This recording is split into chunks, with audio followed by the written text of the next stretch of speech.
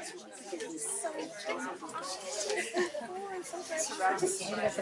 I could have everyone's attention, Jackie LaValle is going to do our spiritual opening for us now. It's called traditional opening. It is spiritual. Just mentioning traditional gives it that experience. Gives us that experience. Hey, wena bonjour, ni kana suduk, wema ganatuk. Ni mo shano jama in den plan edition class, ma pishin do dem kaya. Ni jine gwan ni deo. Ba washanika. Ni wani arsin gani ni gunjaba. Ojibwe bude wada mi abon complete and that we were probably willing to worship. That is a traditional introduction. And the way you are greeted, we are welcoming everyone to our personal space. We are so tight here. Traditional opening consists of offering smoke. Smudge is something that you put in your living room when you're living in the bush.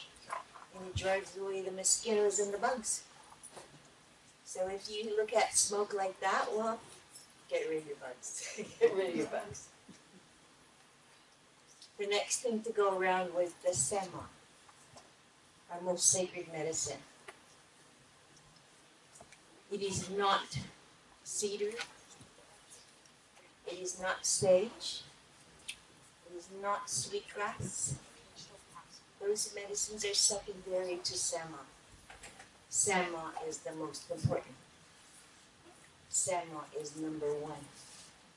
We cannot start our experiences together without Sema. So that is what truth and reconciliation is all about. Moving forward and looking at those things that were taken away and are now being replaced by a new and better thing. Hopefully. The third thing we do when we're doing ceremony is we offer up a song. The song goes up to creation, and it touches every living thing on this planet. Not just here, but all over the place. All over the place. Human sets himself among all those living things at this time. We are all the same. We are all united. We are all connected. We are in relationship with each other. That's what opening ceremony is all about. It brings us all to the same place. And that common place is to look at the future of Anishinaabe people. To teach them and lead them in a good way. And this is how we lead our people, is with our medicines, with our sema. So you see lots of power people going like this all the time. Hold your tobacco in your hand, do the same thing. Give yourself impetus into spirit world. The song was given on my last fast. I fasted for the last and final time, maybe a month or 2 weeks before I turned 65. I didn't ask for anything. But I was given a lot. So this song was given to commemorate our first teacher, Nana Bonjour. Some people call him Wayne Bonjour. Some people call him Nana Bonjour. But it is not just Bonjour. East Shore Georgian baby call it Nana Bonjour. Nana Bonjour. So this song invites him to come here, where we are sitting, to help us out. To make us feel good when our feelings are low.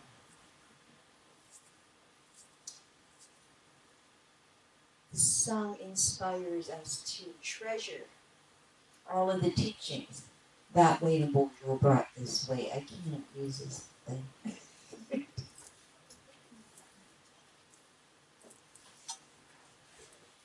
lastly, we tell him how he inspires us to gratitude. And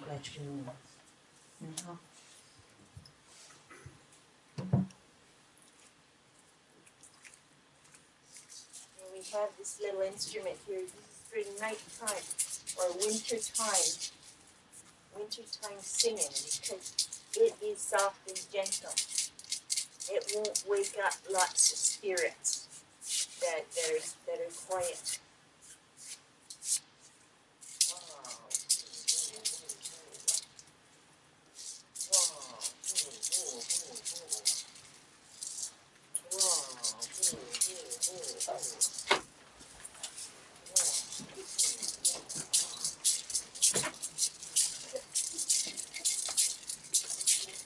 Nana bonjour,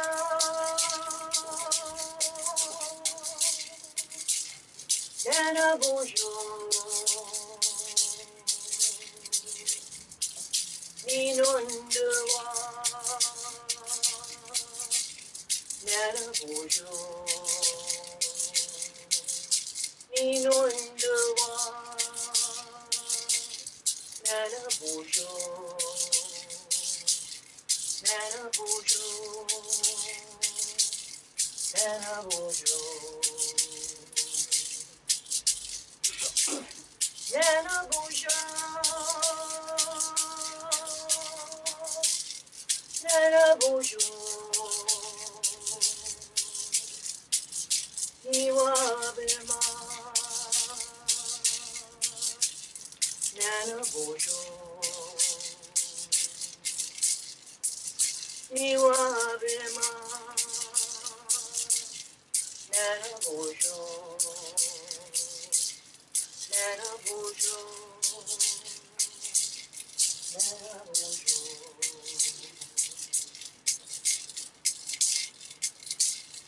Nana bonjour,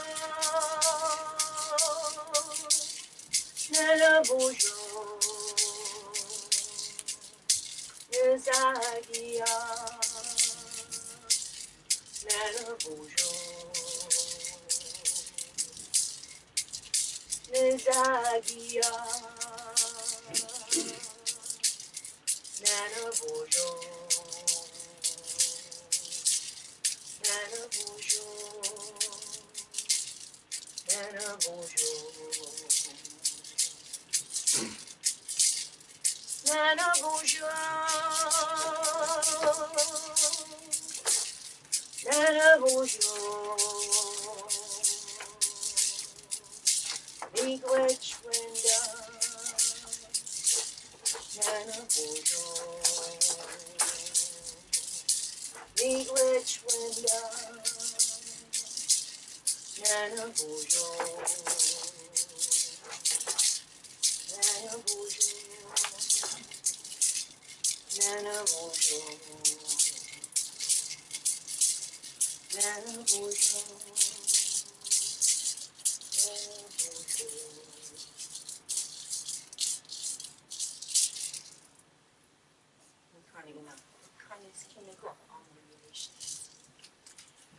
You can stand up, we're going to pray. I don't know if you're going to understand me because I'm going to speak very basic Anishinaabe.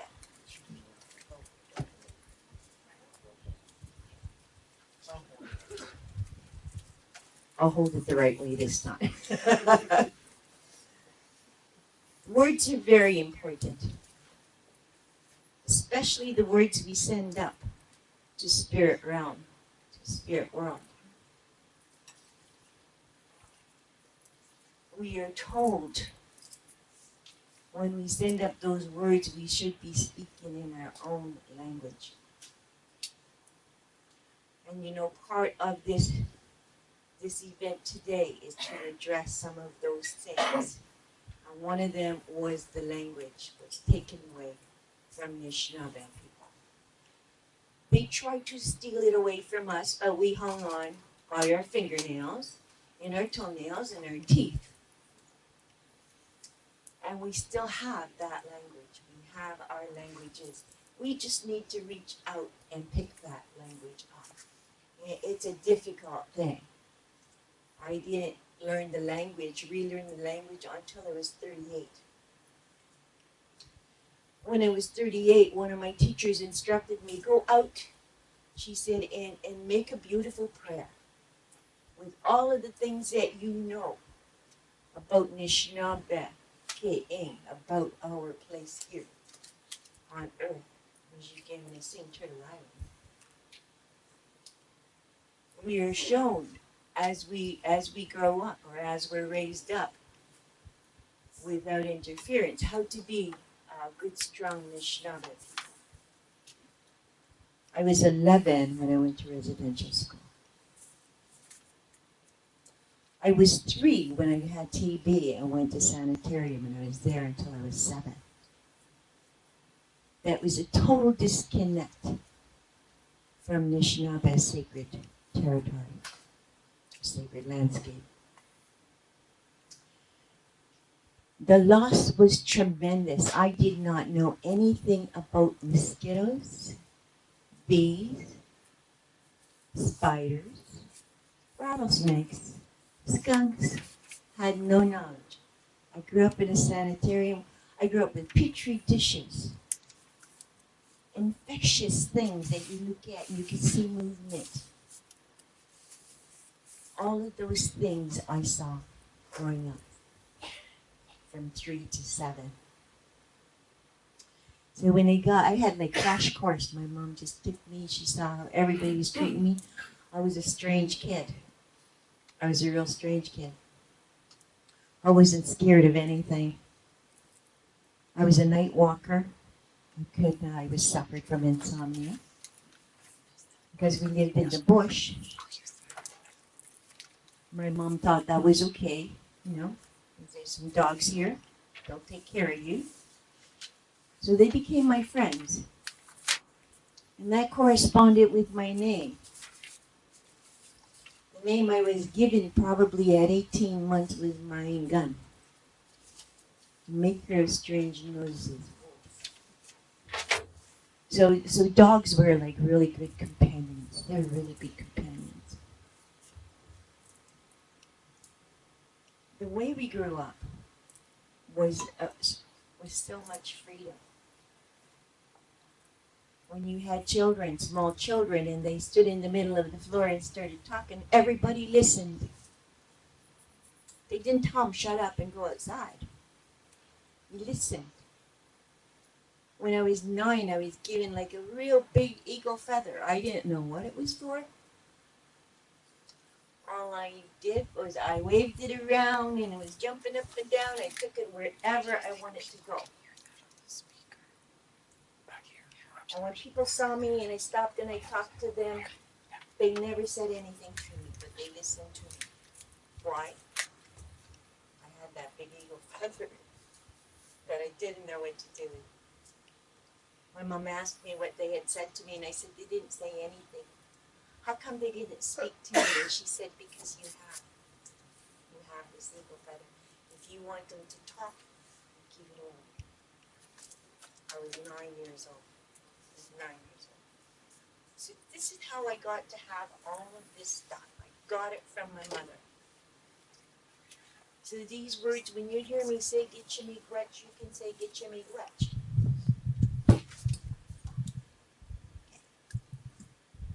This is a little bit heavier. Make you a little bit more aware. Can people hear that in the back? Is this AV system working? It's That's not. what I thought. It's not working good. He's going to fix that. Try now. Test it out. All right. Nope. No? Okay, just give me a minute. Hello. 1, 2. 1, 2, 3, 4. Bejik knees sweating you. I don't want to sit down. All right, you heard me? When you hear me say Gitchimigwetch, you can say those words. Gitchimigwetch. Aha. When a bojo gijeminado Gitchimigwetch. Can I go gijitchke mumpi Gitchimigwetch? Can I go gimijian Gitchimigwetch? Aha. Miigwetch. Wabanung Nikay, Monike, that way, it's the east. Wabanung Nikay, Gitchimigwech.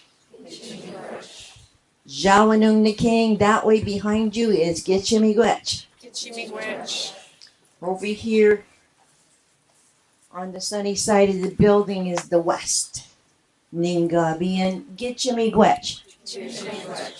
And over here at the front is the north. Giwin. Giwin no Gitchimigwech. To our beautiful Mother Earth, we extend our greatest appreciation. Without her, we are nothing. Absolutely nothing.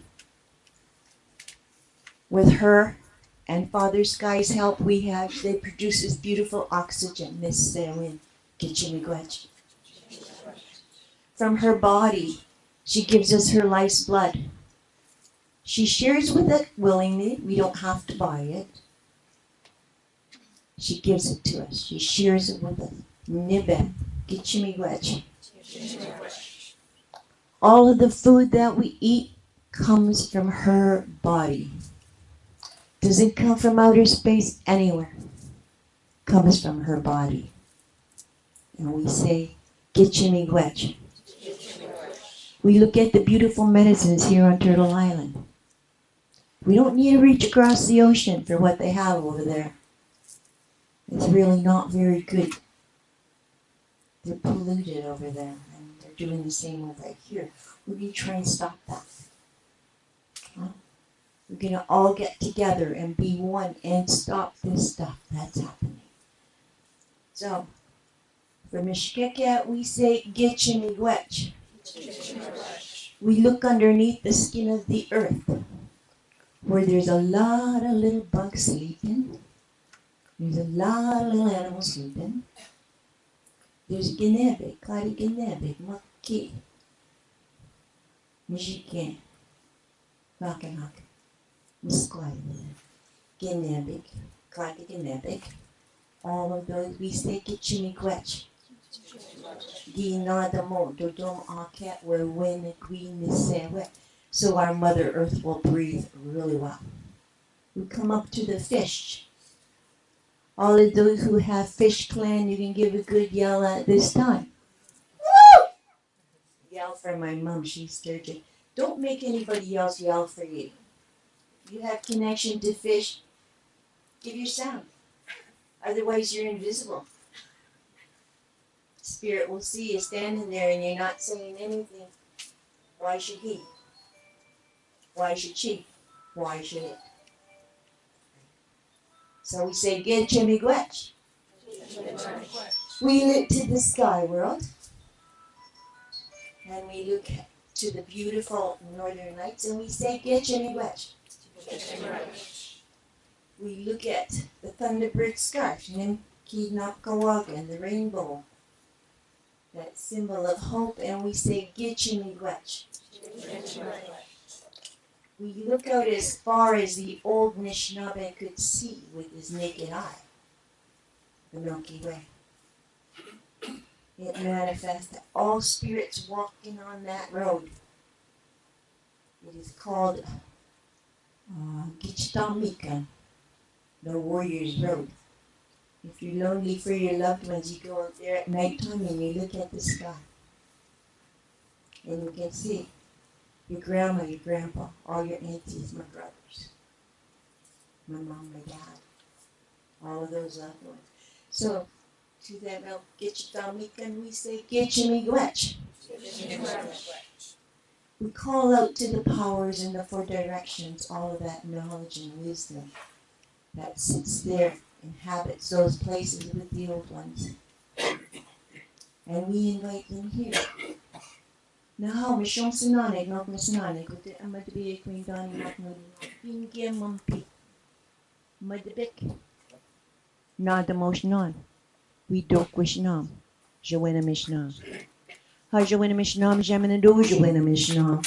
Hi, Joanna Mishnam, Jeminado, Joanna Mishnam. Hi, Joanna Mishnam, Jeminado, Joanna Mishnam. Hi, Joanna Mishnam, Jeminado, Joanna Mishnam. Nikanina, Nikan is kinnigo, all my relations. Now, how Gitchimigwech. Ichimigurchki Bazinduiak. Thank you for listening.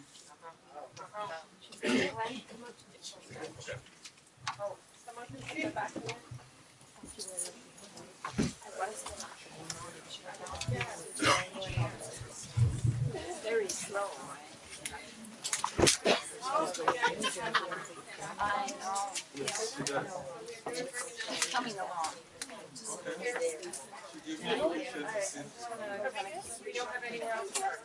Oh, I see. Okay.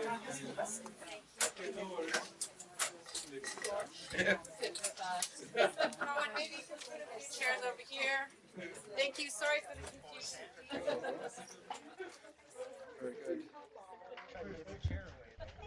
Good afternoon, everyone. My name is Glenn Jones, and I have the great pleasure to be the interim dean of OISE, and I want to welcome all of you on behalf of OISE. But before going any farther, I just want to provide a small welcoming gift to our elder, a small gift of tobacco.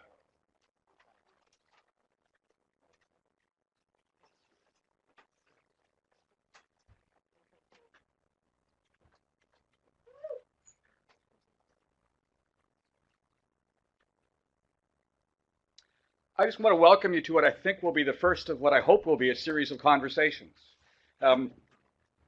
It's hard to exclude education from this conversation.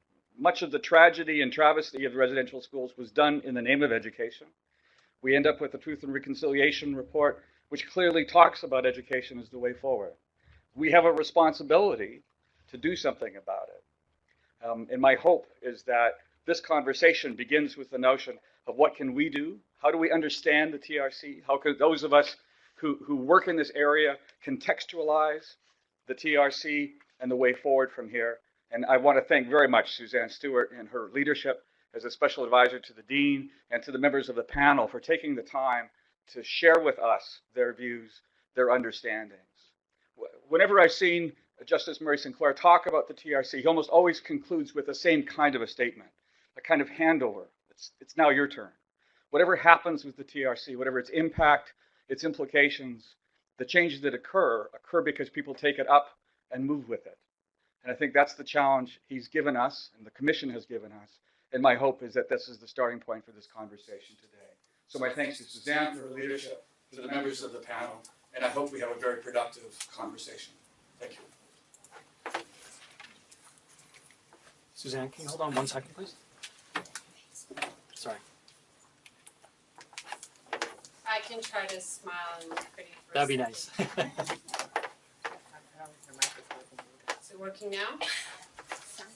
Maybe I can just say a bit of a preamble while we're waiting for the actual recording. And I'd like to thank our elder, Jackie LaValle, where she's disappeared. She's on the side stage. I'd like to say a very heartfelt Masi Cho, that's thank you in my language to her for her beautiful opening, setting us up in a good way to have a beautiful conversation and constructive conversation today. I'd also like to thank the Dean for welcoming and supporting this as part of the fabric of OISE. And I'd like to thank everyone who came here today. It's very overwhelming to see the outpouring of support from the OISE community and from the broader non-academic and Aboriginal communities. So thank you very much, Chimigwech, for coming today. And our panelists too, I'd like to thank them for making the time to be here. And I'd like to also announce that I've been told, now this sounds really out there to me, but there's live webcast viewing in another room for people who don't want to be cramped, and that's on the 12th floor, room 199. If you would rather go up there and watch this on a screen, you're welcome to do that. But we've also set up a few extra chairs at the front, so anyone who is in the hallway and can't get in, wants to come and sneak around, we'll just make a little path for you to come and sit up at the side here. We have 4 chairs, and there's a little bit of room on the floor too for anyone who wants to sit on the floor. So please come up and join us. My name is Suzanne Stewart, and I'm from the Yellowknife Dene First Nation. I'm the special advisor to the Dean on Aboriginal Education and Research, and I'm a clinical psychologist in the faculty of in the Department of Applied Psychology. Please come in, just come across the Department of Applied Psychology and Human Development, where I hold the current Canada Research Chair in Aboriginal Homelessness and Life Transitions. I do a huge amount of research in collaboration with the Aboriginal community around youth, mental health, intergenerational trauma, employment, and education. And it's a great honor for me to be here today. I'm going to invite each panelist to introduce themselves and maybe talk just very briefly about what their work is and why they're on this panel. So if you want to grab that microphone.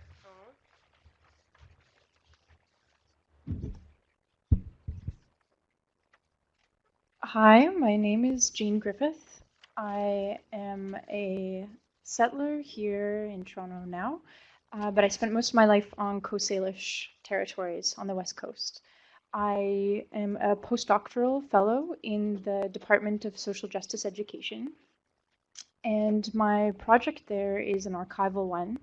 I'm looking at 19th century Indian boarding schools that had newspapers, and I'm wondering why a school would want to have a newspaper, and who was writing them. So a lot of the newspapers were constructed by the principals and the teachers and the churches and the government, with little room for students to write in them.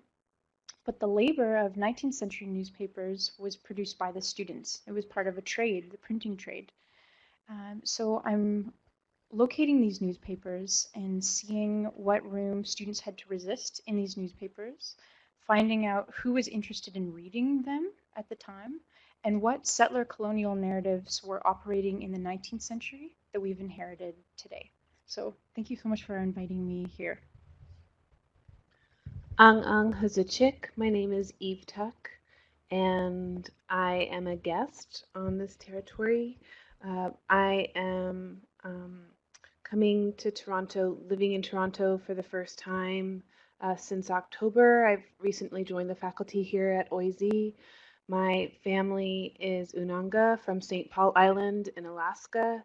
My grandmother attended boarding school, residential schooling in the States.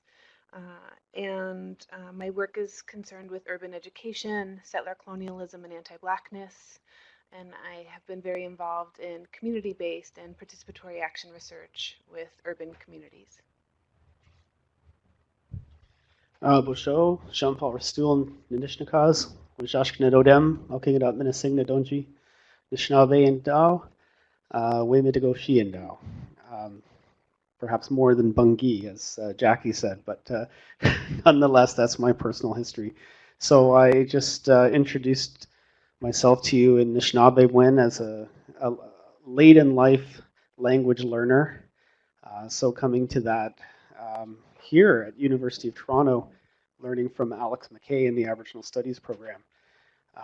So that was something that in my early research on urban Indigenous identities, I recognize that there's a lot of traditional knowledge in the urban centers, and it's not just out there somewhere on the reserves, but it's also held and carried here in urban places. So that was some of my work that I did, and probably one of my first research projects, since we're talking about our research, is looking at the uses of traditional knowledge in urban places, along with Deb McGregor and Daniel Justice and Alex McKay. We looked at that. And then I moved into a project with youth as part of the Taking Action project, where we looked at how we could engage youth in HIV prevention in their communities. So fostering the leadership amongst this group of really politically active and engaged youth, and helping them develop their leadership and sharing prevention strategies across the communities. I've also been working very closely with the teacher education program here at OISE to understand ways of bringing Indigenous curriculum and pedagogy into the training of teachers and or teacher education. And I don't like that word training. So that project, the Deepening Knowledge website, it's chock full of resources for learning more about Indigenous topics, or bringing Indigenous knowledge into those teaching of those topics, and also looking at issues of access to post-secondary education for Indigenous people, and a number of other things too. But I'm sure my 2 minutes is up. We could give you 3. It's okay. Skeno, my name is Sandra Stiers. I'm Mohawk English and French, originally from Montreal, Quebec, and am living on Six Nations of the Grand River Territory, which is a First Nations community right between Hamilton and Brantford. And I am a guest in these traditional territories. And I want to acknowledge those territories of that they're shared territory between the Anishinaabe, the Haudenosaunee, and the Wendat. And I want to acknowledge and pay respect to their elders, both past and present. I think that's critically important. And my work has been primarily, and sorry, I'm a faculty member in the Curriculum Teaching and Learning Department, focusing on Indigenous education as it pertains to teacher education as well as education in general. My work has been developing a philosophy of Yetine Stunha Awezakega, which is the Mohawk way of saying Mother Earth, but recognizing her more than just the materiality in geography. It's recognizing her as a sentient, conscious being and acknowledging the stories and the philosophies that are embedded in those, the land itself, land with a capital L, in honor of recognizing her as a fundamental and sentient being. I've worked closely with my community, brokering the relationships between community and the university, where I was doing my first 2 degrees, which is Brock. And it was a community-driven research project that was looking at why students were dropping out of school.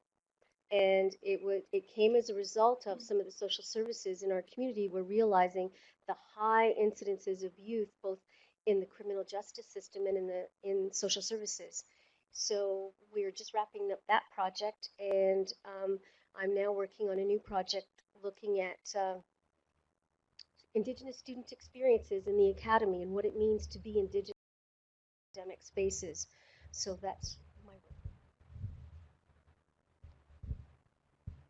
work. Thank you. It's wonderful to see so many people here and a lot of familiar faces. And thank you for inviting me on this panel with very esteemed panelists with the incredible work that you've done. Tansi Tanshe, I'm Tanya Senk. I'm Métis, Cree, and Saulteaux. I'm an educator and writer and an activist. I come from what's known as the Three Sister Nations.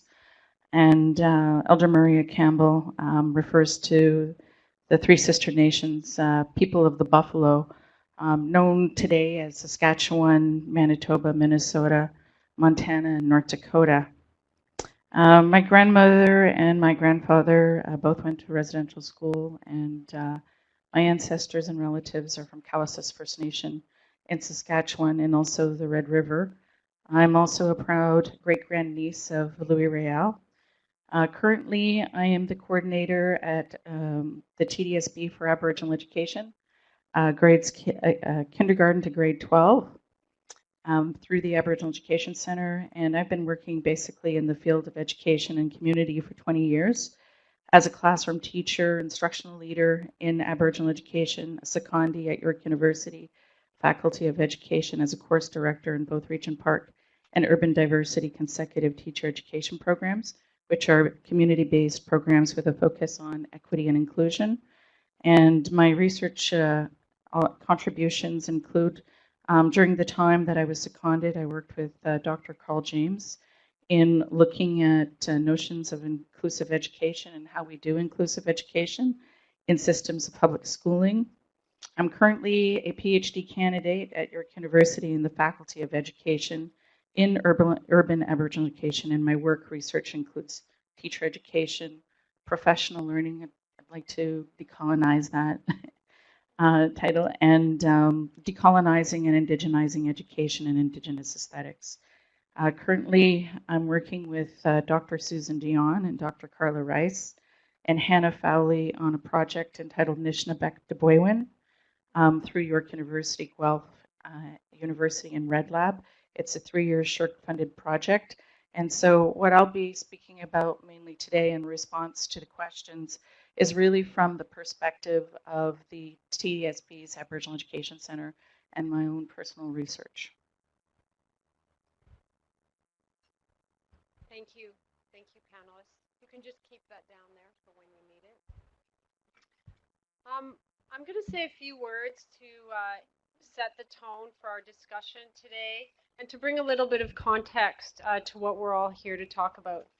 I'm sure everyone here already knows a lot about the topic, but what I want to share with you is some of the facts and some of the research that we've done here at OISE to back up some of those facts. So we know that in 2015, the Truth and Reconciliation Commission of Canada published a report, a final report that had 94 recommendations. This was done after 6 years of research to address the current and historical impacts of residential school on the lives of individuals, communities, and families, and to begin to restore the relationship between Indigenous people and non-Indigenous people at the society level, but also at the infrastructure level, so at the systems level. The recommendations of the report focused on 4 key areas, and that are child welfare, justice, health, and education. It's really out of the scope of our panel today to discuss all of these recommendations, but I do believe all of the recommendations, like the issues that arise out of the experience of residential school, are interrelated. But today we're going to try to keep the conversation focused mostly on the topic of education and the recommendations around that. Why? Well, obviously we know that intuitively why, because we're in a faculty of education. But the deeper, more complex reasons around that rest on what the legacy of colonization has left for Indigenous people. And that's really around, because I'm a psychologist and because I'm a person open in society, rest around what we call the social determinants of health. Because as a result of this colonial history, there is much evidence that shows that Indigenous people experience a broad range of health problems much higher than non-Aboriginal people throughout this country. And when we look at that, we understand, not just through our own knowledge and understanding, but from much research that's been conducted over the last 100 years that connect experiences of colonization, which include disruption of the intergenerational transmission of knowledge, disruption of traditional ways of life through cultural contact, and colonial practices that have enforced the assimilation of Indigenous people into non-Indigenous settler society. And one of the main ways that was accomplished, or attempted to be accomplished, is through the creation of residential schools. Ultimately, we're left in a place where we can begin to understand health and education as a socially constructed concept with socially constructed outcomes. Does that make sense? Am I making sense to people, or am I just like talking out of my hat, as my aunt would say? I'm making sense a little bit. I feel like I just started ranting off on that. But what I'm trying to share with you as we begin this conversation, and I'm not going to belabor this point too long, is that both health and education can be understood as political constructs and not as technical or biological processes. Why? Because of this history of colonization, because of the social determinants of health, and because of the reality of what's happened when relationships became imbalanced between the people who came here and the people who were here. Because when things are politically constructed, they're constructed on those relationships and on those histories. And looking at the quality of those relationships and the quality and the facts of those histories are what will help us to understand how to make sense of where we are right now and where we want to go in the future, guided by these recommendations.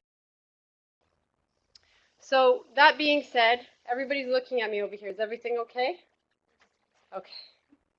You have to bear with us. We have a highly functional technical team who is taking care of all our needs as we go along. So that being said, maybe we'll just start our conversation with the panel. And the first part of this conversation is really about understanding what the Truth and Reconciliation Report is and what its significance is to OISE as a faculty of education and research, and to the society and the community at large.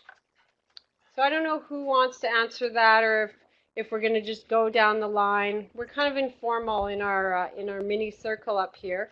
Who wants to start answering what they feel is significant about the TRC report? I feel like I lost hot potato here, and I ended up holding the mic. My attempts to let others start. We want to hear from you, Jean-Paul. I'm sure.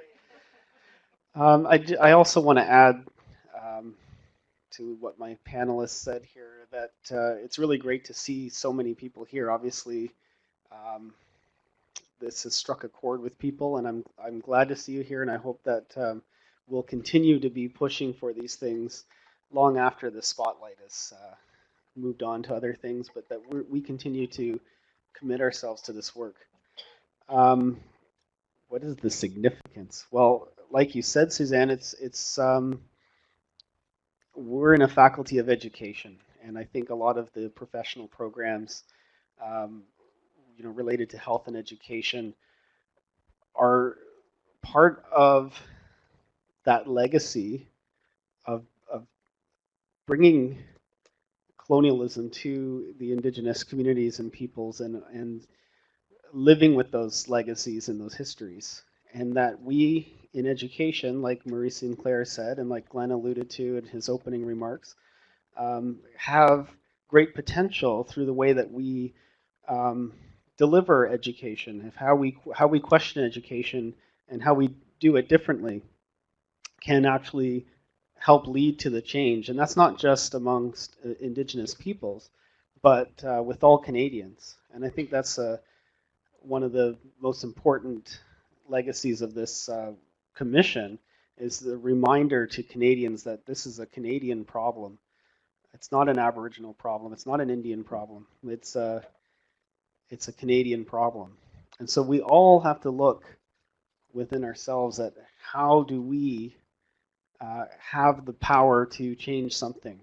How do we have the power to make one of those 94 calls to action get actualized? How can we make that happen? So I think that's the significance of this report at this time, and with us here in this particular place, that we're all we all have some kind of influence in some kind of educational setting, and we have to look deeply at what it is that's in our power to change, and how we can do that.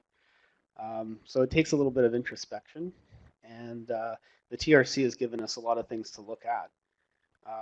Before I forget, I want to also mention that there have been a number of other very influential, or perhaps not influential enough, documents and reports that can help guide the way for how we make those, or take those steps towards changing things. And I want to acknowledge the Association of Canadian Deans of Education Accord on Indigenous Education. So this is an accord that's easily accessible online. If you just Google it, the ACTE Accord on Indigenous Education, there are some really clear guidelines and principles for what we can do if we're working in teacher education, or if we're working in graduate education institutions, for greater inclusion of Indigenous perspectives and greater inclusion of Indigenous bodies, and also opening up the consciousness and awareness of Canadians toward Indigenous issues and their relationship with Indigenous people.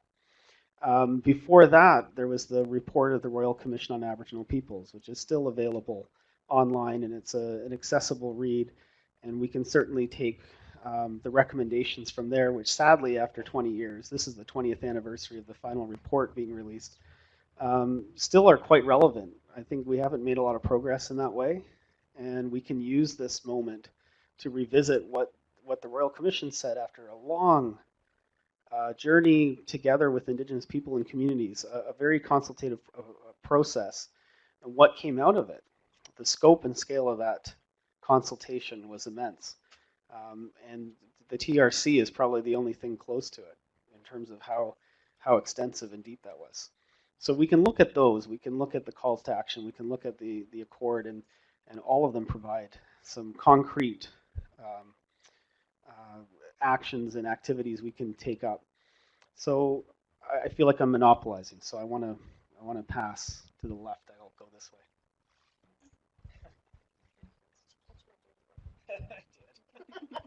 So looking at the significance of the report itself to OISE and to the community at large. Yes. While the TRC itself was focused on collecting the stories that are taken from one of the most devastating eras in Canadian history that affected Indigenous peoples, it also has wider-ranging implications. And I make this next statement with the full acknowledgement that not every First Nations community or nation has signed a treaty with the federal government. However, we are all treaty people in that we all are affected in some way by the treaties and the treaty relationships with the federal government and the degree to which they are upheld or not, and the degree to which the federal government acknowledges them or not. And that extends also to non-Indigenous people who benefit from the treaty relationships that were established and the principles under which they were written up. And that also extends to newcomers coming into our country as well, who get to benefit from the treaty relationships. But we also must not forget that the treaty relationships also inform academic spaces. They also inform the educational institutions, this one, that we're having this conversation in, that sits on the lands that were and continue to be First Nations territories. The traditional lands, those lands that exist in first and foremost in relationship with Indigenous peoples, in deeply intimate and sacred relationships. And I think that that's important to know and understand, and I think that's one of the ways that it implicates education and our academic spaces. Thank you. I'd like to start off with a quote from the Honourable Justice Murray Sinclair, who says that it is precisely because education was the primary tool of oppression of Aboriginal peoples and miseducation of all Canadians that we have concluded that education holds the key to reconciliation. And as I said, I'd be speaking from the perspective as well of the Toronto District School Board, is it has identified in the years of action that Aboriginal education is a priority, and Aboriginal education is for all on that path to reconciliation, considering as well the implications and the tensions of restitution and reparation. I believe that the significance of the TRC is that there's an opportunity here to address the huge knowledge gap.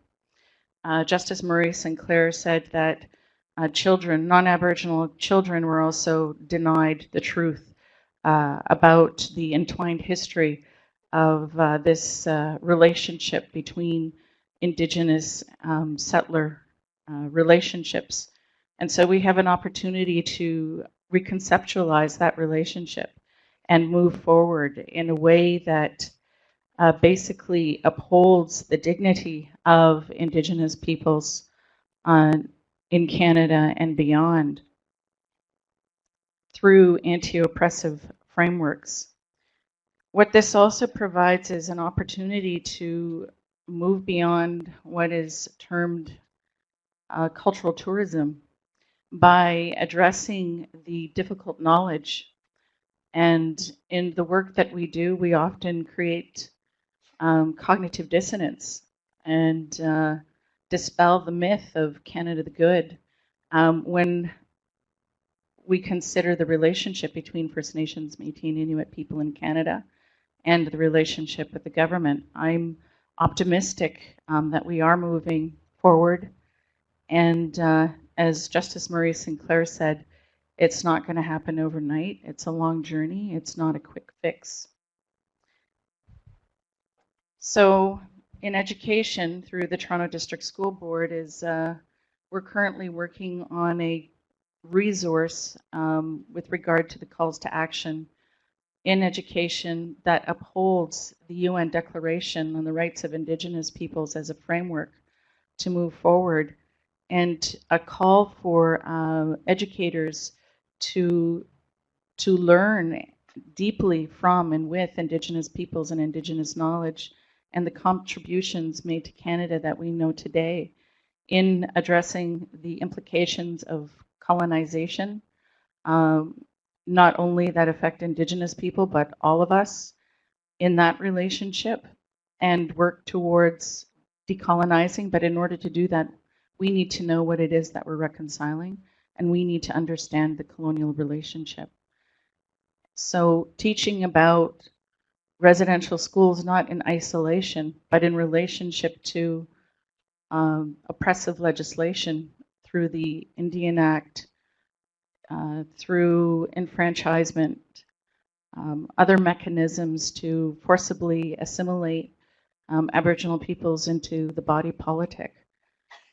So it's critical that we teach this in relationship to the land. We are on Indigenous land. We are in a relationship, whether we are aware of it or not.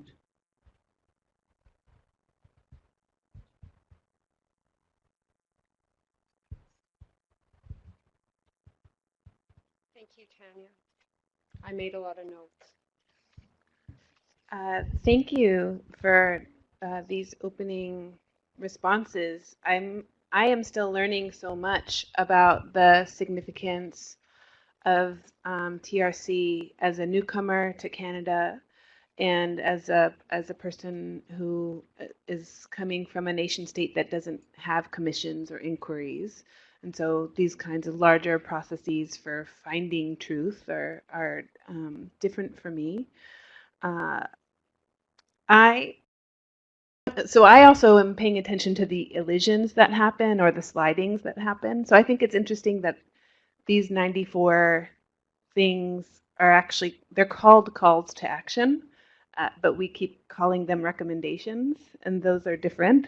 I feel like it's important for us to continue to call them calls to action, because recommendations can just beget more recommendations. And I don't know that the call is to make more recommendations. The call is to action. I accepted the position to come and work here at OISE last spring, and very soon after accepting the position, I was fortunate to be in Ottawa for a congress, and during the walk for reconciliation and then the release of the calls to action. And I had dinner that night with a group of feminist scholars after my lecture, and I sat with a Métis woman who was also telling me about the recently opened Human Rights Museum in Winnipeg. And she was telling me about the different controversies surrounding the opening of that museum, and particularly that it didn't address the genocide of Indigenous peoples. And I think that this was the same day that the phrase cultural genocide was on the front lines of all of the Canadian newspapers. And so this to me is one of those dissonances, this to me is entwined in the way that I'm understanding TRC as a newcomer. And she told me about, my dinner companion told me about Indigenous 15-year-old Tina Fontaine, whose body was found in the Red River, very close to the Human Rights Museum. And so because of this entangled experience, my understanding of the TRC is always going to make connections between the links of the history of residential schooling and the ongoing crisis of missing and murdered, stolen Indigenous women, girls, and trans and Two-Spirit peoples. So I think as I'm learning more about the significance, I want to remind us that the significance is still coming into view. The significance is what kinds of analyses, and then what kinds of actions we're going to take in order to make what has happened in the TRC significant.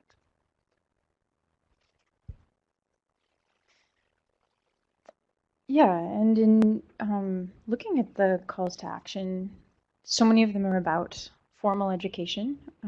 There is a lot in there and a lot being talked about K to 12 reform, universities, and that's why we're here to talk about how post-secondary institutions might respond. It's not labeled as education, but a lot of the calls to action are talking about education indirectly as well in more informal sites, museums, commemorative projects, and archives.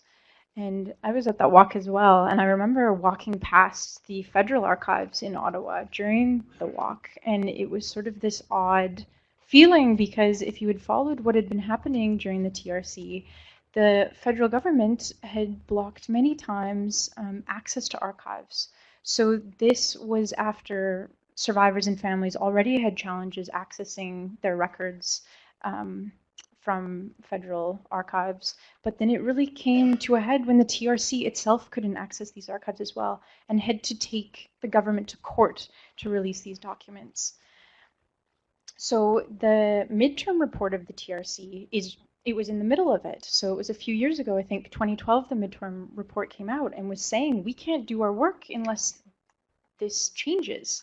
The final report, many of these documents were released, but it hasn't all changed.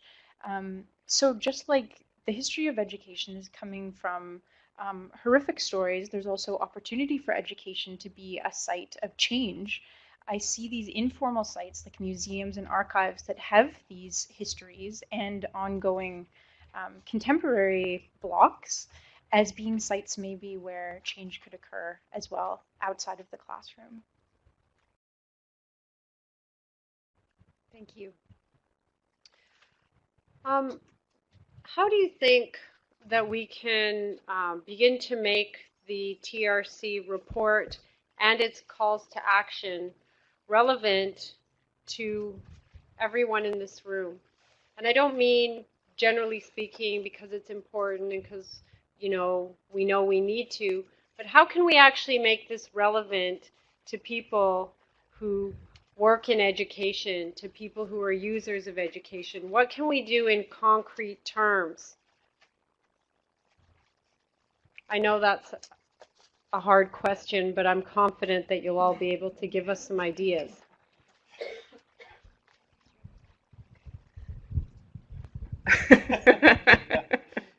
I feel like I should say that my background is in urban education policy, and then my background before that was in community organizing and education.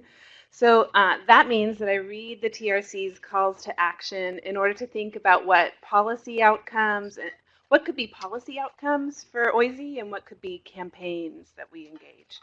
And I think that our invitation today is to think out loud about how OISE can take up TRC's calls to action. So I thought through some policies and some campaigns. So I guess I have to chalk this up to being a combination of being Alaska Native, these backgrounds in policy and organizing, and then also having lived in New York for the last 18 years. So these ideas are very direct, and I haven't held back.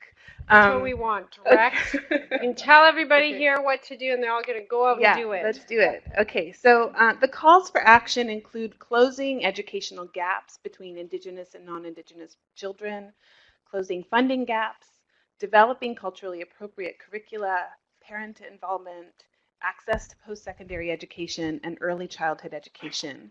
And we do much of this work here at OISE, and OISE is the place where many leaders in Ontario and the nation's experts in education get their degrees. But OISE is not yet providing the kind of wraparound instruction and programs in Indigenous education that these calls demand. Indigenous education is an important component of what students are able to elect to pursue while they're here, but it's not yet accurate to say that the structures and the faculty, beyond my amazing colleagues up here, are in place in order to execute the kind of teacher and school leader education that is going to meet these calls. So we're going to need more faculty in Indigenous teacher education and perhaps a distinct MT program in Indigenous education. I want to note that what I see is coming down the road is a lot of like cottage industries that are gonna, it's gonna be the new like TRC industrial complex of people who I'm gonna write that down. yeah. TRC. But people who hire themselves out in order to help you indigenize your school, help you indigenize this, help you. And I have some concerns about indigenize in that way, because indigenize just becomes a body swap where you plunk indigenous people where actually decolonizing is needed. So I want to hold space for OISE to not just get swept up in that future cottage industry, but also be able to make a critique of what we know will be probably lots of for-profit ventures, which help people implement these calls for action. I think that the calls for action combined with the SSHRC guidelines, which emphasize research with and by Indigenous people, is another opportunity for OISE to establish itself as a responsible and responsive leader. I would really like to work with colleagues to heighten OISE's profile as a hub for Indigenous participatory research or Indigenous community-based research, and other approaches in which Indigenous communities are engaged as experts on their own lives and as driving the research decisions. I think that we can create an institute for Indigenous participatory research and offer trainings, incubate partnerships, provide project-level support, and extend graduate-level preparation to do Indigenous research by and with Indigenous communities. With regard to policy, I acknowledge that it's difficult to implement something like required coursework at the graduate level. But we see required coursework and moves towards a required coursework happening in universities across Canada, including a petition that is here at U of T that I hope that you will sign. So I think that one thing that OISE can do in terms of policy is implement a policy in which admission will require that you have done undergrad, at least some work in Indigenous studies. And you can do that prior to being admitted, or maybe as part of the initial semesters that students are doing graduate coursework here. I think that there's other policies that need to be revisited in order to fully address the calls to action, including seemingly small policies in this building about where smudging can occur, support for our elders, and course offerings. And then I have some other ideas that I can talk about later, but with regard to campaigns, one possibility struck me after listening to comments last fall by Justice Murray Sinclair at the Ryerson Award ceremony. This is what he told us to do. He encouraged everybody to read the calls to action and choose one to work on until you see it fully realized. He said that everyone should just choose one call to action and make it their life's work. So I can imagine a campaign here at OISE in which students, faculty, and professional staff engage in some conversations and then some public declarations of commitments to personally strive for at least one of the calls to action. So those are some ideas. I think at the end, we're going to have some time for questions.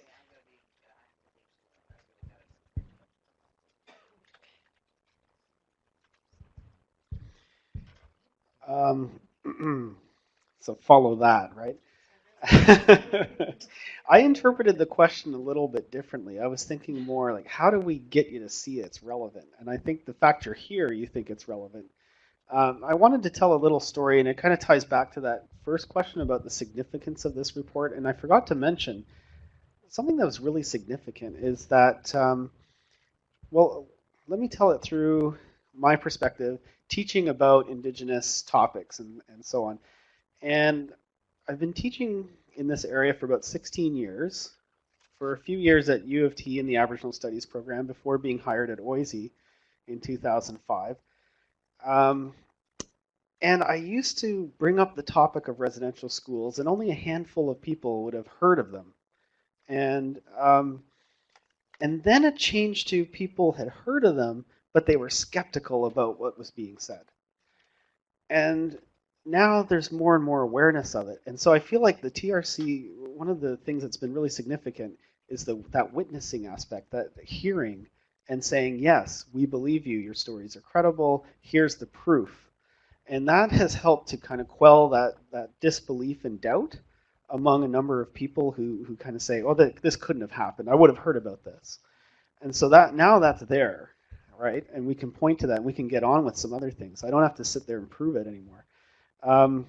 But like we've seen that attempt to block access to that knowledge. So it's obviously something that some people don't want you to know about. So if we keep talking about these things and making more and more people aware, that's a really important way of demonstrating the relevance. See, I'm getting to the relevance. But you know, in the years that I've been here, early on, working with teacher education, when I was hired, that was like a quarter of my teaching was supposed to be for developing the teacher education, you know, the indigenizing of it, and we can problematize indigenization. But I like to work from indigenizing because I feel like if you do it right, the decolonizing is just par for the course for how you indigenize. Unfortunately, it's not always the case, but certainly something we've been trying to do in the way that we approach it. And so we did find early on, like, you kind of have to make the case for why is this important? Because people will say, yeah, that's interesting, but it's not relevant to what I do. And so there's been a number of arguments that I try to make with people to bring them on side. And so maybe all of us can familiarize ourselves with these and then use the right one as it's necessary, because people are convinced by different lines of argument. And so for me, one of the lines of argument that sometimes has some traction is the demographic shift.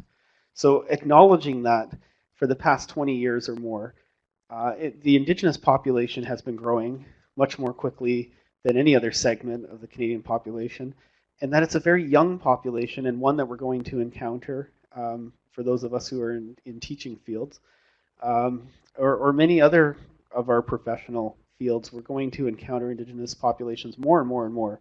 So it becomes part of your part of what your knowledge base has to be. So there's that argument as well, is the professional accreditation that happens with the OCT or with other bodies, that you realize I'm going to be working with Indigenous people. I have to understand the worldviews, the perspectives, the histories, the issues, and my relationship with all of these things.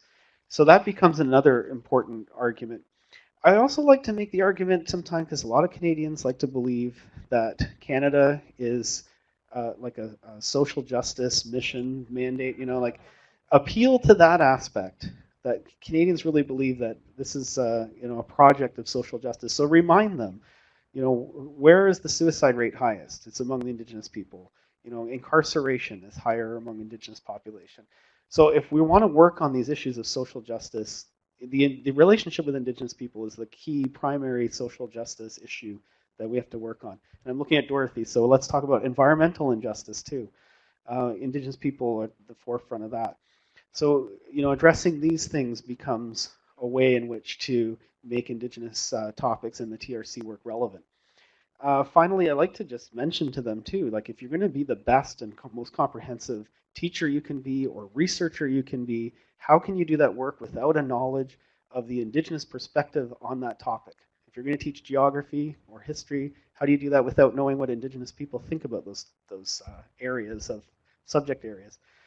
How do you do research without understanding Indigenous approaches to relating to your research participants? So these are things that I guess you could call it, like, you know, building a better teacher toolkit or researcher toolkit, you know, if I want to be that kind of utilitarian about it. But really, you know what, in all the work that we've done through deepening knowledge over the years, we try to, you know, approaching this as people need the knowledge and resources. So we'll give them the knowledge and resources. And then we realized there was still a reticence or a reluctance to engage with these things, even if you put everything right in front of them and say, here's a book you can use, here's a lesson plan you can use, drop it in week 9 of your Psych Foundations course. Even if you make it that easy, there's still a block. And a lot of it has to do with our identity investments and guilt, shame, other emotions that come up. Your place here on this land. I'm talking about non-Indigenous people and that thinking about through that relationship and the kinds of things that come up. And so we started working on those kinds of things, the identity things, and realizing that there has to be an opportunity for a transformative learning journey that you get that gets catalyzed, that you get pushed into. Sometimes it's a little bit of a nudge that we have to give for people to get over fears that they have. If I go into this, I'm going to do something wrong, or going to make a mistake, or offend people, or appropriate, and these are real concerns. But if you do nothing because of that, then nothing changes. So we have to say, okay, yes, it's scary, but here, try and fly, jump. Here we go. And one of the ways to make sure that this can happen in a healthy way, in a good way, is to also provide the opportunities for relationships with Indigenous people, meaningful ones that can be sustained and become ones that help you develop your understanding of what you're doing wrong or what you're doing right, and places to decompress and contribute to an ongoing kind of praxis of teaching or of research. So you can say, I'm going to try it this way, and then maybe your Indigenous friend or colleague says, yeah, that's a good idea. Try this, try that.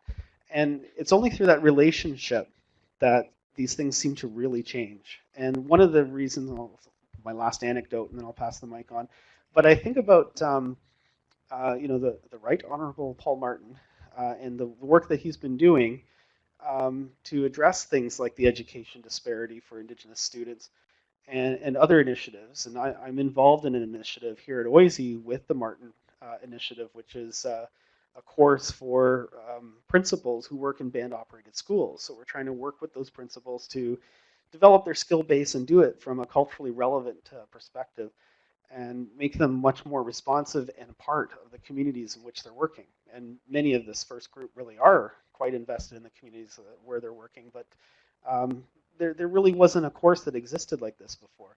Anyway, in the development of the course, I asked Paul Martin, why do you care so much about this? And he told this lovely story about one of his first jobs, working in the steamship and in the north, and the Indigenous people that he encountered, and how he couldn't believe the structural kind of disparities and so on that they faced, and he found it unjust. So I think this is what's behind some of his things, like the Kelowna Accord and so on. But what made this happen? Relationships. Learning from people that he's working side by side with. And I feel like if we can bring people together, whatever way we do it, sometimes it's kind of artificial, some arbitrary, but it pushes people into a different encounter with Indigenous people. One that I hope it usually is beneficial to their own development, and pushes them to take all these actions that we're talking about. Even if they just pick one of those 94 and see it through, that would be a wonderful change. And if all of us did one of those 94, what a different place this would be. Wow, and I have to follow these two. Thank you both for such deeply thoughtful comments. I, too, interpreted the question a little bit different. And I interpret it more in the way of, how can we help you to connect to its relevance, so that you take that away and you understand how it's relevant to you and to the work that you do. And to look at it that way, I the first thing that comes to my mind was not Paul Martin, Justice Sinclair. Sorry, I just got his anecdote in my head. Justice Sinclair's brilliant and profound statement that reconciliation is not an Aboriginal problem, it's a Canadian problem. And that means it has to be relevant to all of us. It's not just us here. It's relevant to everyone in this room, everyone in this building, everyone everywhere in Canada. And I was thinking that it's important that relationship building and trust building become the way we do things, become embedded in the structure of, and I'll bring it strictly to the university, become embedded in the university structures and the ways we do things. That we open those conversations, that we don't silo indigeneity and Indigenous conversations and Indigenous education. You know, well, we've got some Indigenous faculty, we'll let them do it. It needs to become a priority across the university. It needs to be repositioned and centralized, because then and only then will people begin to see its relevance. As long as it's ghettoized somewhere over there, then we don't have to see its relevance. We don't have to connect it to the work that we do. It doesn't have to become it doesn't have to touch us on an emotional level and an intellectual level. We can just leave it over there and let them deal with it. And I think that we need to open up these conversations at every level. Yes, we need to have these conversations in our classrooms. Those are super important. But they also need to be super important in our department meetings, in our institutional meetings, where department chairs, department heads, program chairs see it as relevant and not just, you know, that person over there or as an afterthought, but that they see it as an important consideration in all of the work that is being done. That question comes up about how is it relevant to our Indigenous faculty or Indigenous students. And I think that then leads to other things such as, and I want to talk about two programs that I'm involved with, MT and the Master of Teaching program for those of you that aren't familiar, and the program that I'm in, Language and Literacies Education. Language and Literacies Education. Wouldn't it be brilliant if OISE had a degree program where a student could actually do their dissertation or their graduate thesis in their language, and had elders on the committee that were acknowledged as being the experts in those languages that could validate, sorry, I'm getting tongue-tied, that could validate the authenticity. Not that you do away with faculty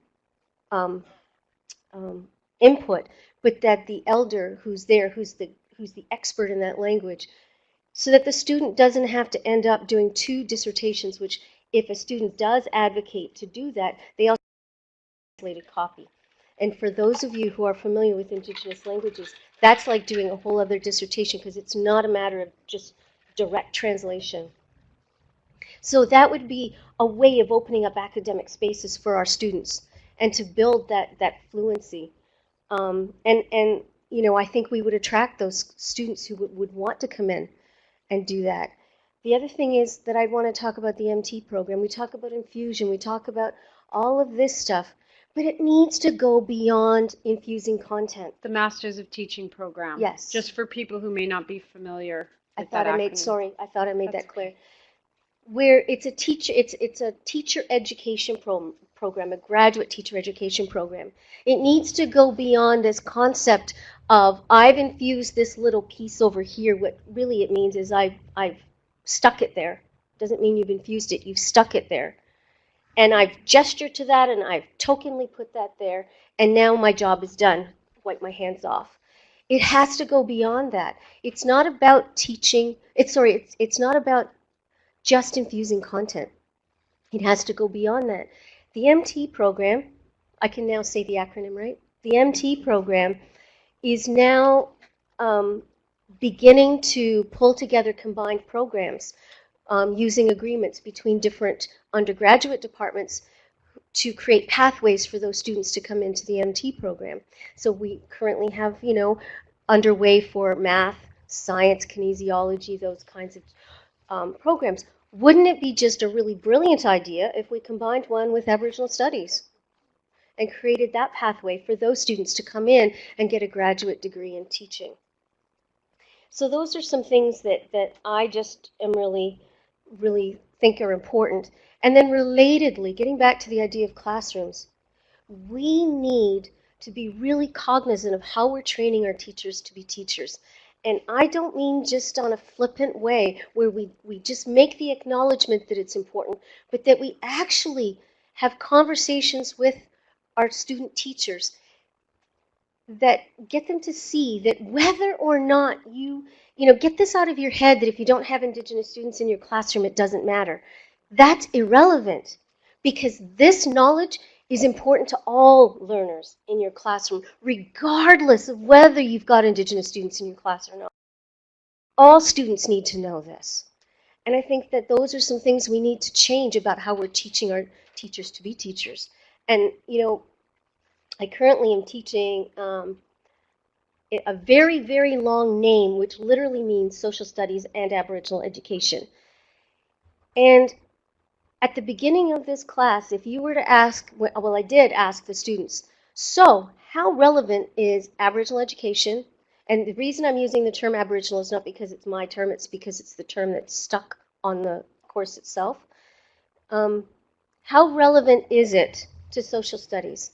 You know, this meaning really a lot or this meaning not so much. And they all had this one, not so much. And when we look at the calls to action in the TRC report and you look at the summary, how could, when you look at the concept of social justice, how can it not be relevant? And so we have to really shift how we're teaching our teachers to think about Indigenous education in their classrooms. Tanya, if we may go to the next question and you could respond to that. Would that be okay, or are there things you... Well, I just wanted to say Okay. one thing, and I think what's really paramount here is that we all work actively together to break down and eliminate the systemic barriers that prevent First Nations, Métis, and Inuit people from working in the academy or within the school system. And that's a long conversation in terms of addressing the collective agreement and various things of that nature, and finding innovative and creative ways so that all children, First Nations, Métis, and Inuit, Indigenous and non-Indigenous, see First Nations, Métis, and Inuit people represented in the institutions in which they're going for an education. And I think that's a really critical piece, because that of the power imbalance, until we see ourselves, we need to be at the table where we have a voice, and not just a tokenistic voice, but a voice that has that carries authority and carries power and supports our self-determination. Thank you. So maybe you could keep going and answer the next question. And that is, what do you see as the greatest challenges and strengths posed by the report and its calls to action?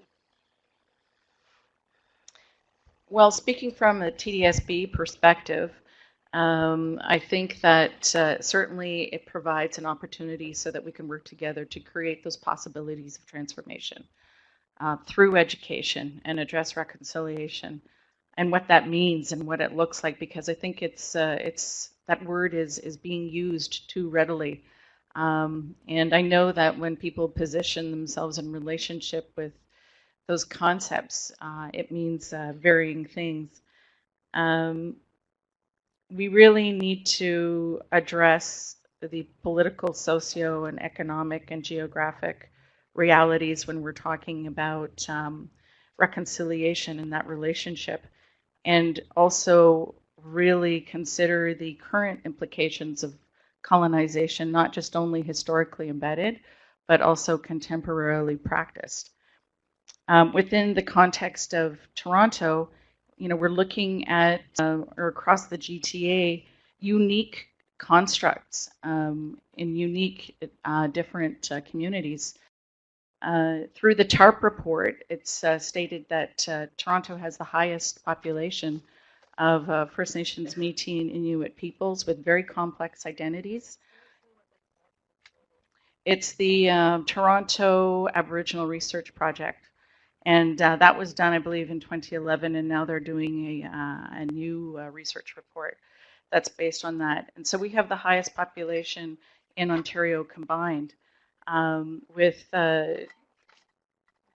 Indigenous peoples who've been here for a number of generations, vice versa, coming from rural communities, from First Nations communities, and what kinds of infrastructures do we have in place for those transitions, I think is complicated in terms of how we work together as all staff.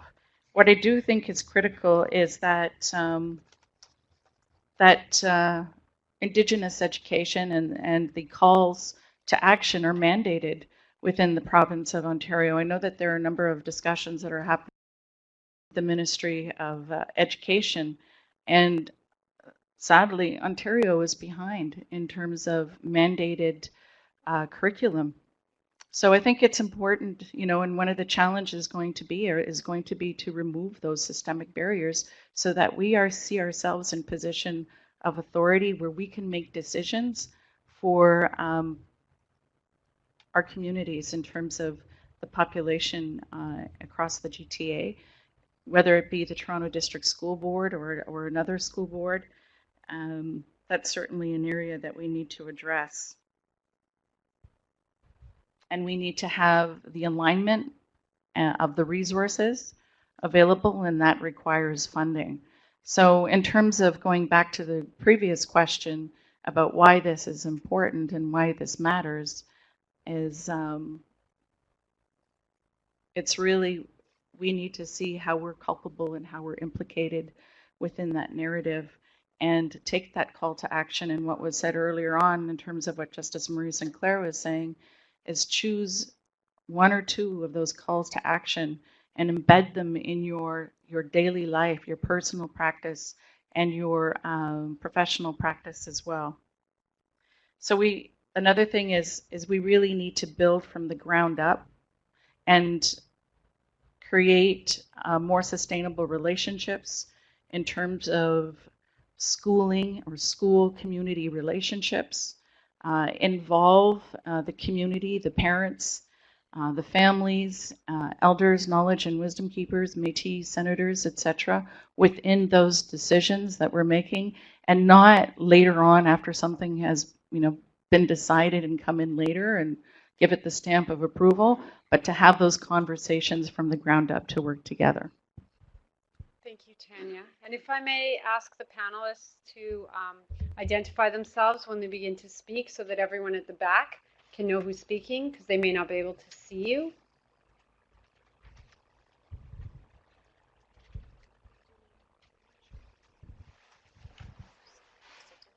So the challenges and strengths.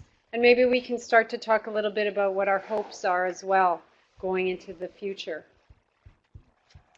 So I wanted to mention one space already that's been opened up here at OISE through the work of Professor Martin Cannon, whose course I'm teaching right now, and it looks at the Truth and Reconciliation Commission in Canada in many different contexts. So the first context is to dispel the myth that I think a lot of non-Indigenous Canadians have, is that the TRC came out of nowhere and was benevolently passed from the state, and that's not true. So we talk about in this class what led up to this. What were the very long, hard-fought battles that Indigenous people led, not the state, to get to the TRC in the first place? We talk a lot about RCAP. We've mentioned the Royal Commission on Aboriginal Peoples in the 90s, which was shelved, and seeing how that won't happen with the TRC and how that won't happen. We also look at international contexts, informed by the work of Cheryl Lightfoot, who is looking at TRCs around the world. So we're reading about South Africa, Guatemala, Chile, the Australian apology, and thinking about how that informs the TRC in Canada. And then the other broader context that we're thinking about in this course are the other state apologies in Canada, non-Indigenous apologies. So Japanese internment camps, Chinese head tax, Komagata Maru, apologies that weren't given readily initially, Air India, and thinking about all of these apologies and these forms of redress and when they were given, when they were denied, and why, and how those are very political reasons in thinking about the TRC. In terms of the TRC's strengths, I think that a big one was that if you read the report, it really insists that residential schools are a structure, present tense. So if you read the report, it's not like Harper's apology, where it was very much an event that began on this specific date, and maybe he would even see ending with his apology, which is simply not true, of course. And the report is, if you read the report, it begins in the 1400s. And with the calls to action, they're using present tense to talk about children in care and prison, these things. So it's definitely focused on a structure, which I think is a huge strength of the report. Another big strength of the report is survivors' voices.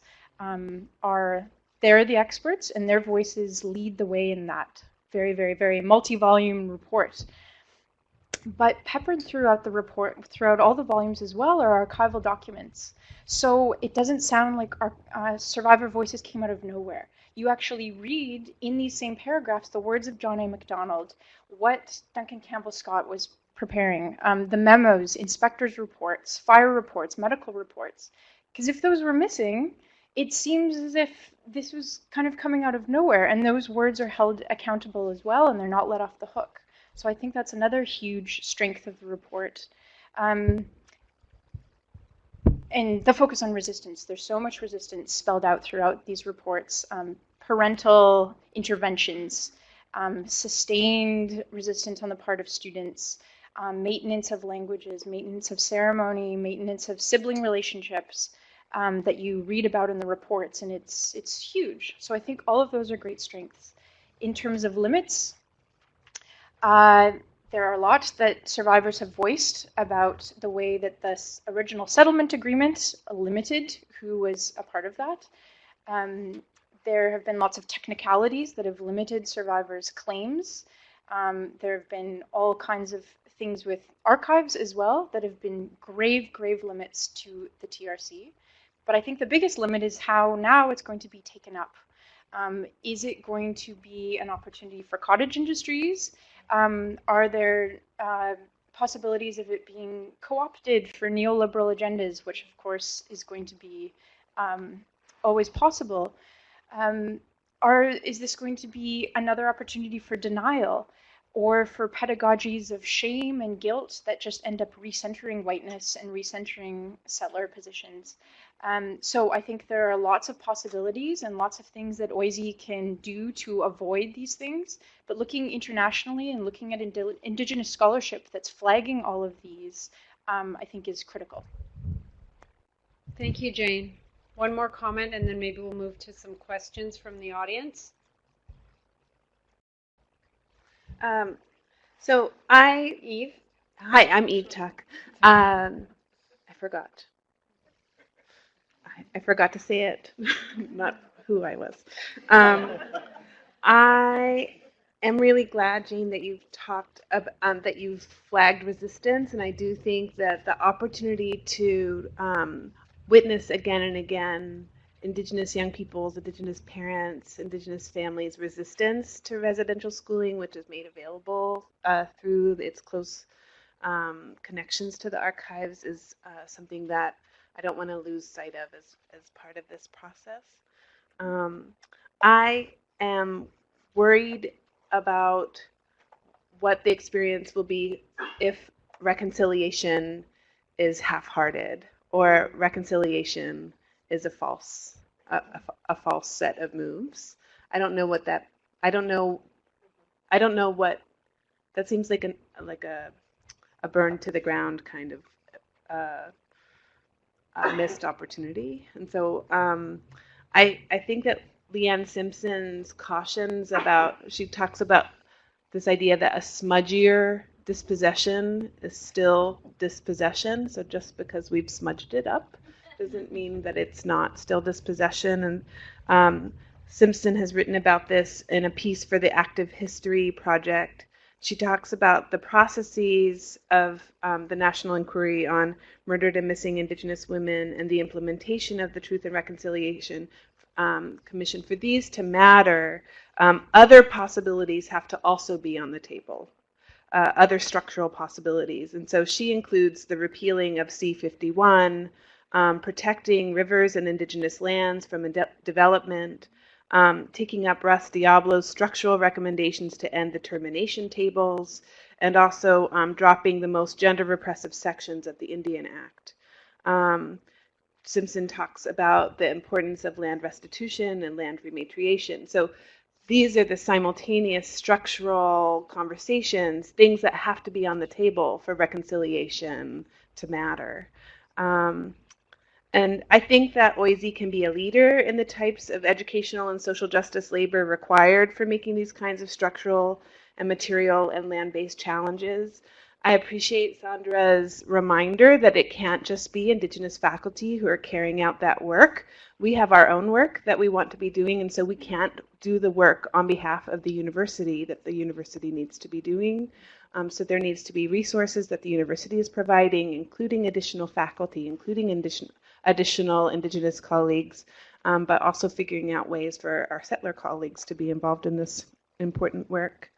I also think that we need to be an intellectual labor in connecting these forms of dispossession to other forms of dispossession in Canada, including anti-Blackness, including Islamophobia, including, and I think that our work needs to be decidedly attendant to the experiences of queer and trans and two-spirit Indigenous people and to Indigenous people with disabilities, because I think that without being specifically attendant to these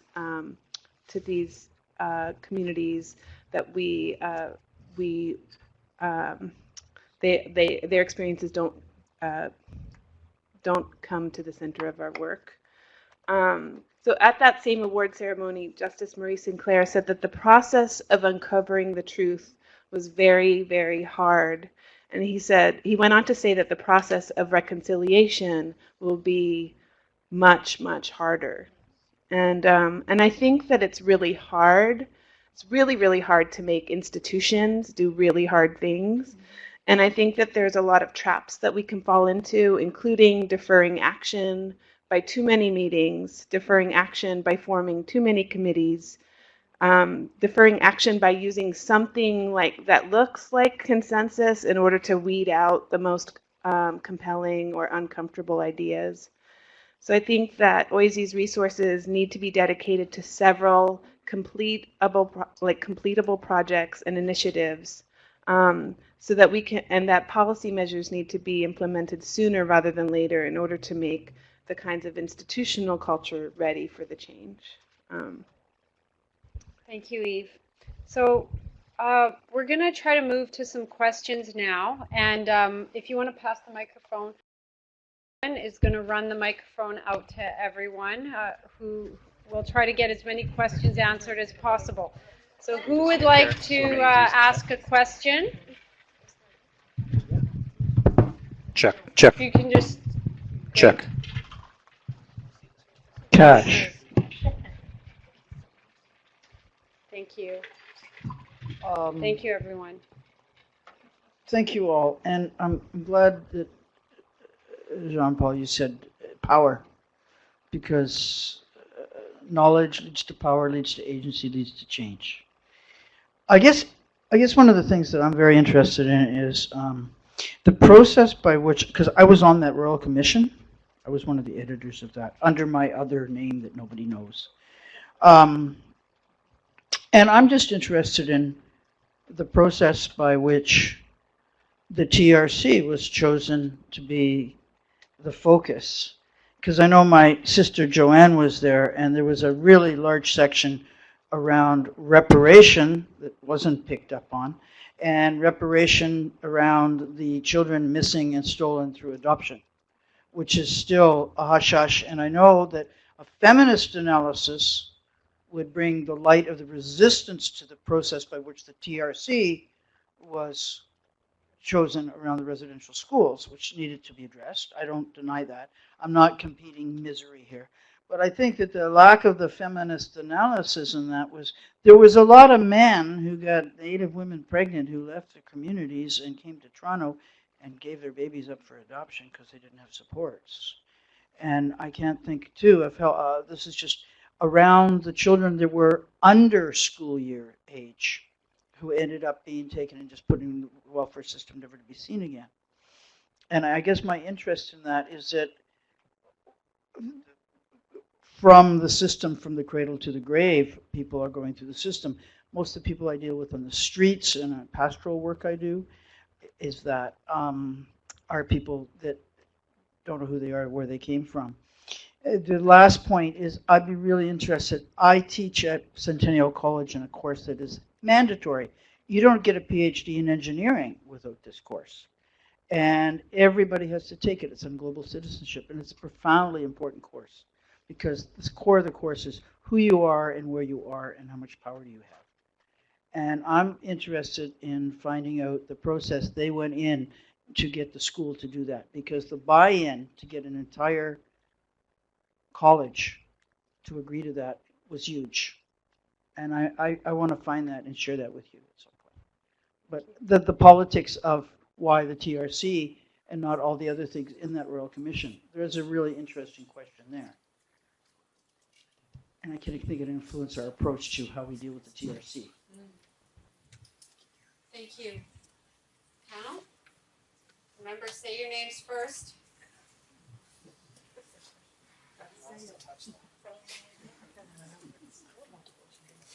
Tanya, you Eve? Eve is very smart and beautiful.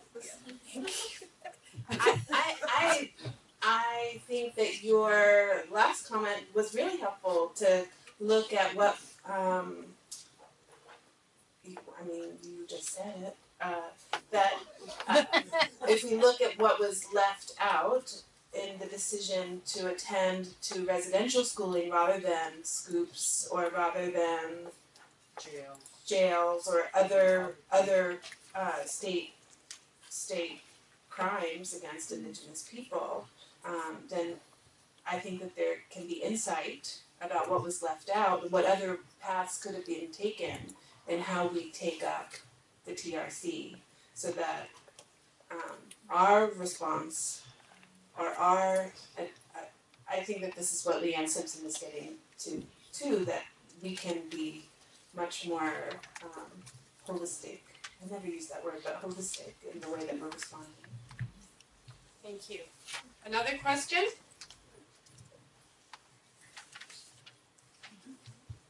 Yeah, I was looking at the third question and listening to all of the panelists, and I was amazed that the word racism never came up as a challenge to the TRC. Another huge challenge is the fact that the TRC was not televised. There were, Stephen Pekin on the agenda and so on, who had segments on the shows. I think the TRC in South Africa was televised as a national discussion. A lot of my colleagues were really interested in what was going on and consistently had people coming up to me because they knew that my partner was Native, to explain to them what the TRC was, right? So even today, a very large part of the Canadian population has no idea what the TRC is, that it actually occurred, and that it is a tool for fundamental change in this society. So then my question is, how are we going to bring this discussion to the larger Canadian public? Thank you.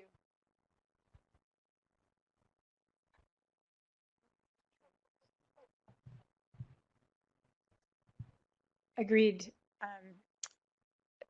One of the biggest issues that people cite with the TRC too is it had no subpoena power, unlike other TRCs throughout the world. So then there was very little motivation for perpetrators, for non-Indigenous people to participate, and the burden was hugely on Indigenous communities and families, with participation from non-Indigenous people kind of voluntary. So it's not an answer, but it's a recognition that that's absolutely the case. We're all kind of operating under the assumption that everyone already does know about it, and then if they only know, then that will be okay, and that's of course not the case. There's so much denial, and then just straight up, they don't even know. They don't even know. Thank you. Another question? There was a gentleman sitting here. Yes, my name is Michael. I'm a residential school survivor from the Cree community of Moose Factory on James Bay. I've been part of the TRC for the last 5 years and the TRC statement gatherings. I also gave my testimony. And I've been from Halifax to Vancouver. Residential schools, residential school history and nation-to-nation treaties need to be taught in the Toronto schools. Institutions like the justice system and federal prisons are benefiting from our misery and grief. We have a high population of Aboriginal people in the correctional system. And also, I've given talks to other institutions and other places, and that's where I met Tanya yesterday. Me and Tanya spoke at the Ontario Secondary School Teachers Federation, and this thing has to move forward, moving forward toward truth, reconciliation, and justice. That's what has to happen. We have to move forward. Miigwech. Thank you.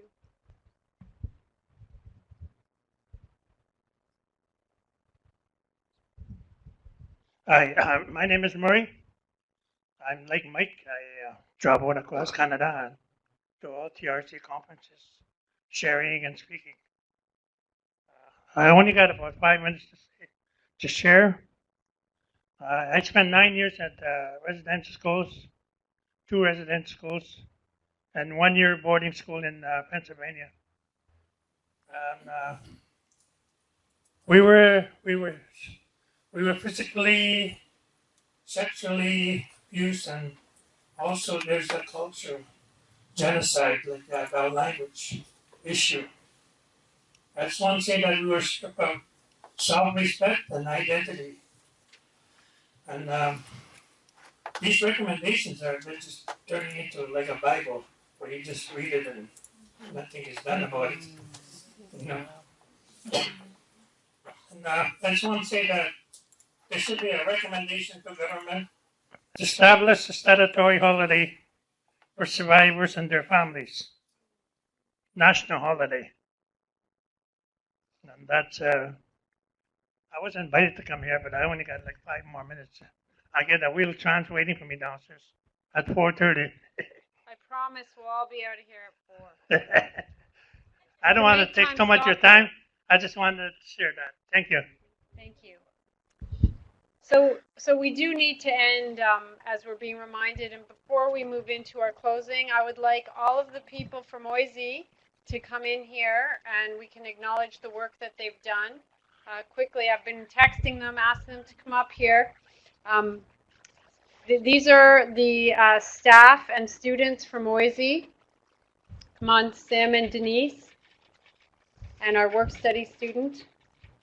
If you guys can come in, just so that we can get everyone to acknowledge all of your hard work, because they're the real people who put this together. So thank you to all of them.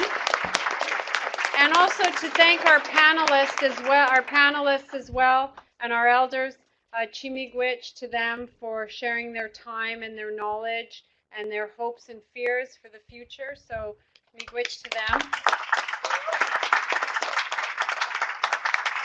And let's give a big woo and thank you to all of the people in the audience, because without you, this day also wouldn't happen. So woo, thank you. And just a little bit of housekeeping.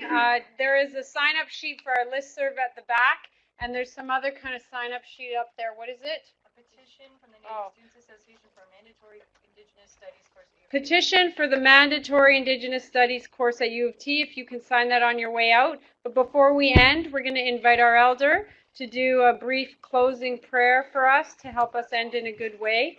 And for me to say in conclusion that the issues that we raised in this report today are not going to go away, even if the report itself does lose momentum.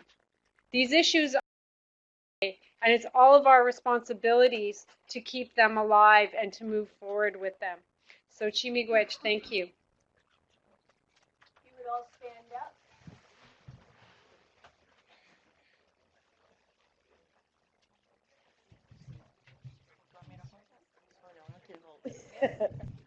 Hawena bonjour, Minwa. When we do a traditional opening and we invite spirit to come, we always need to let them know that we're finished what we're doing here. We don't want to confide spirit to this particular place. Usually windows are open, so spirit can vacate the premises when they want to. So the ending is very much like the beginning. We acknowledge the eastern direction. Chimigwech Wabenu. Chimigwech Jawanu. Chimigwech Ningabian.